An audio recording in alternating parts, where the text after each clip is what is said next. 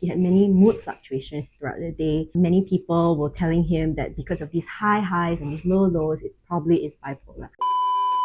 And on this episode of Tales from a Therapist, I'm going to be talking to you about one of my clients. So I had this client who came in wanting an assessment for bipolar disorder. But after assessing him for some time, it wasn't coming from nowhere, and these moods were not episodic. Instead, they were usually triggered by a certain situation, an environmental cue. And after digging further and understanding further his story, it actually came from a traumatic event. And this actually showed that his diagnosis fit more towards PTSD, which is post-traumatic stress disorder.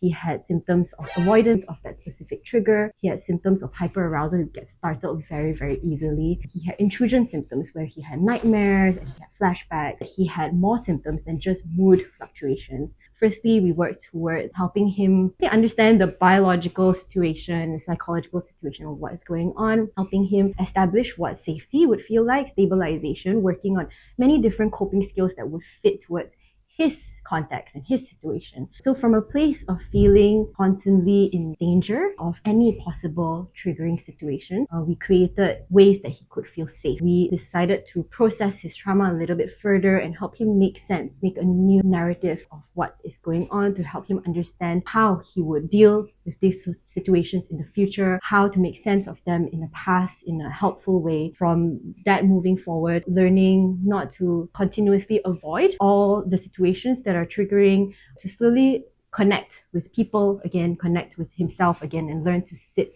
with all of these emotions and feelings to a point that it doesn't feel overwhelming and completely dangerous. If you've experienced anything traumatic, know that you are not alone. It's not uncommon to have experienced trauma, but it's common to feel like you need to hide it. Reach out if you need help. There is hope out there, and there are many other ways that we can address the situation and relook at the situation.